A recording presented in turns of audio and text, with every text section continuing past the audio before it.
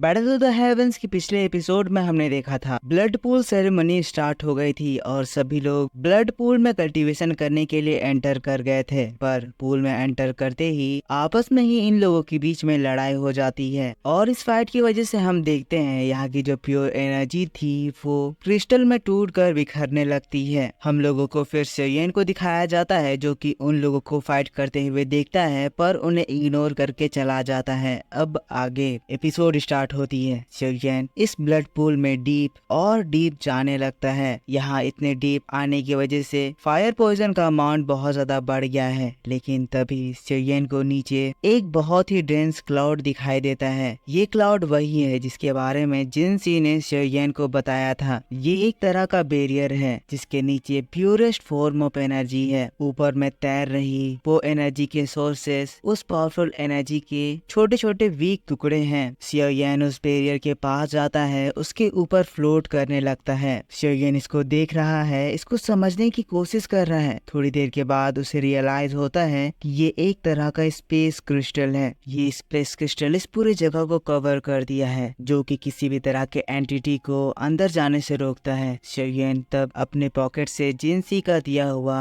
वो की बाहर निकालता है। जैसे ही वो स्कल की को उसके अंदर डालता है हम देखते हैं वहाँ पर वो स्पेस क्रिस्टल पूरी तरह से गायब हो जाता है। जिसके बाद शेयन को अपने सामने एक अलग ही दुनिया दिखाई देती है। ये जगह ऊपर की जगह से बहुत ही ज्यादा बड़ी थी। शेयन हैरान होकर नीचे देख ही रहा था तभी अंदर से फायर पॉइजन का एक बहुत ही बड़ा झुंड आता है। ये फायर पॉइजन का इतना ज्यादा अमाउंट है कि शेयन भी इसको डॉज नहीं कर सकता है। ये यहाँ अपनी बॉडी को प्रोटेक्ट करते हुए सोचने लगता है कि वो इसको रोकने के लिए क्या करे। तभी उसे आइडिया आता है और फिर वो अपने स्ट्रेंज फायर से एक लोटस फॉर्मेशन एक्टिवेट करता है। लोटस फॉर्मेशन फायर पॉइजन के उस ग्रुप को तुरंत ही न्यूट्रलाइज कर देता है। अब कोई भी फायर पॉइजन शेयन के बॉडी को टच नहीं कर रही है। शेयन कह रहा है कि जगह है तो एक ट्रेजर लैंड पर यहाँ पर ये फायर पॉइजन इतनी ज्यादा स्ट्रॉन्ग है। अगर मेरे पास स्ट्रेंज फ्लेम नहीं होता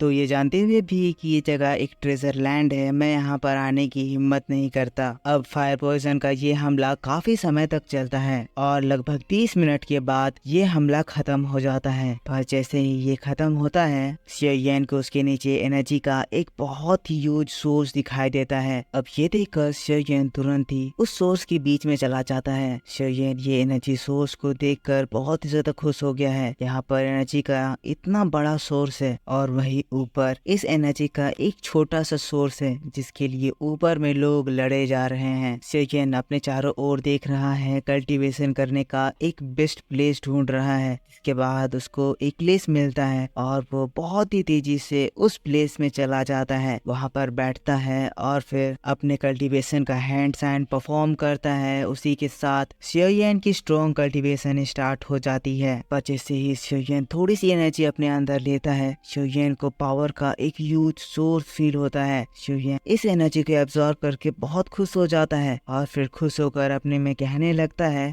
ये एनर्जी को यूज करने के बाद ऐसा लग रहा है जैसे मेरी सोल पावर भी बहुत ही ज्यादा एम्पलीफाई हो रही है। अगर मैं यहाँ पर ज्यादा देर तक कल्टीवेशन करूंगा तो जरूर ही मैं दाओ जोंग लेवल पर ब्रेक थ्रू कर जाऊंगा। पर यहाँ पर ये एनर्जी बहुत ही ज्यादा है और मेरी बॉडी में इतनी टेंडेंसी नहीं है कि मैं इन सारी एनर्जी को यूटिलाइज कर सकूं। मैं इस इतनी बड़ी अपॉर्चुनिटी को बिल्कुल भी वेस्ट नहीं करना चाहता हूँ। आखिर मैं अपनी एब्जॉर्बिंग एफिशिएंसी को बढ़ाने के लिए क्या करूं? इसके बाद शेयन सोचता है और फिर उसके दिमाग में एक बहुत ही अच्छा आइडिया आता है। शेयन ये आइडिया सोचकर ही बहुत खुश हो जाता है। इसके बाद वो अपने हैंड साइंस करता है और अपना 3000 ट्रांसफॉर्मेशन एक्टिवेट करता है। ये ट्रांसफॉर्मेशन लाइटनिंग इल्यूजनरी बॉडी को कॉल करने के लिए थी। वैसे ही हम देखते हैं शेयन के बॉडी के अंदर से शेयन की लाइटनिंग इल्यूजनरी बॉडी सेपरेट हो जाती है। अब इस जगह पर दो शेयन हैं। इल्यूजनरी बॉडी शेयन को देखता है, मुस्कुराता है। जिसके बाद ये लोग आगे की ओर दौड़ लगाते हैं। यहाँ पर दोनों ही मिलकर इस जगह पर सर्कल में दौड़ लगा रहे हैं और सर्कल में दौड़ लगाने की वजह से इस जगह पर सेंट्रीफ्यूगल फोर्स जनरेट होता है। इसकी वजह से सारी यहाँ की एनर्जी उस फोर्स में ट्रैप होकर सर्कल में घूमने लगती है। पूरी एनर्जी को सर्कल में घुमाने की वजह से पूरे इस ब्लड पूल में हड़कंप मच जाता है और इस सेंट्रीफ्यूगल फोर्स के इफेक्ट से हम देखते हैं ऊपर में जो एनर्जी एनर्जी को मिस फैंग और बाकी लोग एब्जॉर्ब कर रहे थे, वो सारी एनर्जी भी इस फोर्स में ट्रैप होकर सर्कल में घूमते हुए नीचे की ओर जाने लगती है। अब ये चीज देखकर ये सभी लोग ही हैरान हो जाते हैं। सभी लोग कह रहे हैं आखिर ये क्या हो रहा है, सारी एनर्जी नीचे की ओर क्यों ट्रेवल कर रही है। तभी मिस फैंग अपने अगल बगल देखती है और उसे समझ में आता है कि इस जगह पर सेयोयन नहीं है। तुरंत ही वो समझ जाती है कि ये किया धरा सेयोयन का ही है। कहने लगती है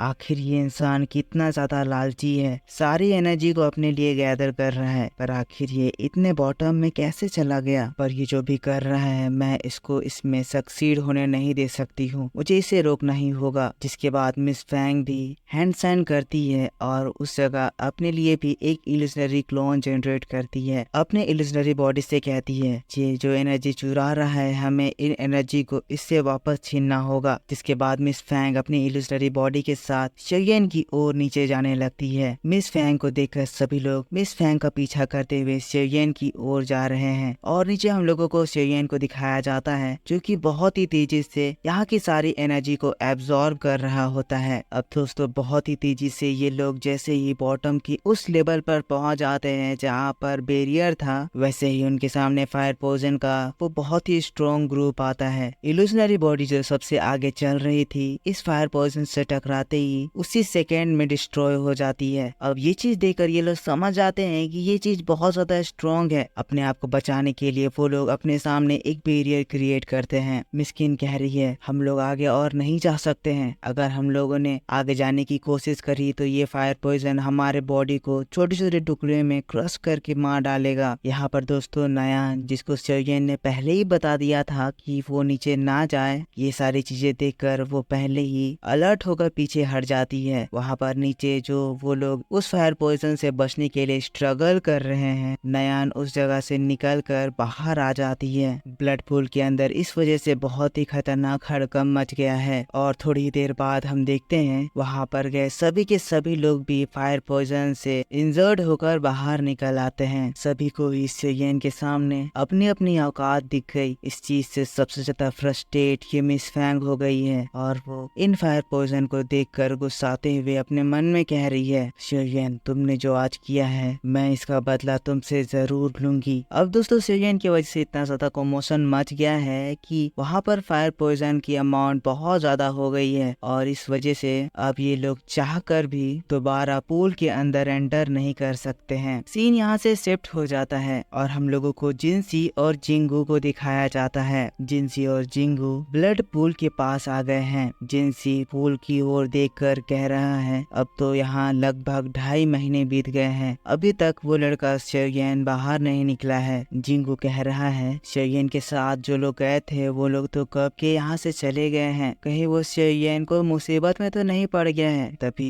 जिनसी अपनी बीमारी की वजह से जोर जोर से खांसने लगता है। यहाँ दोस्तों उस फायर पॉइजन वाली बीमारी की वजह से जिनसी की हालत, उसकी लाइफ एनर्जी धीरे धीरे बहुत ही ज्यादा खराब हो रही है, कम हो रही है। जिनसी कह रहा है मेरे अंदर की फायर पॉइजन मेरे बॉडी को धीरे धीरे करके मार रही है, मुझे नहीं लगता अब मेरे पास ज्यादा समय है। मैं उस सेयोयन लड़के का और एक दिन इंतजार करूंगा, अगर एक दिन के अंदर में सेयोयन ब्लड पूल से बाहर नहीं निकला तो मैं ब्लड पूल में जाकर उसको ढूंढूंगा। जिंगू भी यहाँ पर जिनसी की बात को सुनकर निराश होते हुए कहता है हमारे पास और कोई ऑप्शन भी नहीं है, यहाँ सिचुएशन इतनी ज्यादा खराब है कि इसके अलावा हम कुछ और कर भी नहीं सकते हैं। लेकिन तभी दोस्तों अचानक से वहाँ पर ये पूरी जगह अर्थक्वेक की तरह हिलने लगती है, ब्लड पूल में हलचल होने लगती है और दोस्तों हम आसमान में देखते हैं जहाँ पर काले बादल छा जाते हैं। उस काले बादल के बीच में एक बवंडर बन जाता है और उस जगह हम देखते हैं चारों ओर से बहुत सारी नेचर एनर्जी ब्लड पूल के अंदर एंटर होने लगती है। ये सिचुएशन वही सिचुएशन है जिसके बाद कोई भी पर्सन दाओ जोंग लेवल पर इवॉल्व होता है। हम देखते हैं नेचर एनर्जी जैसे ही सेयोयन तक पहुंचती है, उसके बाद सेयोयन की स्ट्रेंज फ्लेम उस बड़े से सर्कल तक ब्लड पूल को कनेक्ट कर देती है। सभी लोग ये नजारा दूर दूर तक देख सकते हैं। सभी लोग ही ये नजारा देखकर शॉक्ड हैं। जिनसी भी ये नजारा देखकर शॉक्ड हो गया है। जिनसी कह रहा है तो आखिरकार वो बच्चा सक्सेसफुल हो गया, वो बच्चा सच में आज दाओ जोंग लेवल पर ब्रेक थ्रू करने वाला है। और दोस्तों बस इसी बात के साथ बैटल टू द हेवंस का ये एपिसोड इसी खतरनाक सीन के साथ खत्म हो जाता है। यहाँ पर ये सीन बहुत ही ज्यादा इंटेंस हो गया है। ये पूरा माउंटेन बहुत ही जोर जोर से चमक रहा है। आई होप आपको ये वीडियो पसंद आया होगा। अगर आपको ये वीडियो पसंद आया है तो जरूर से इसको एक लाइक कर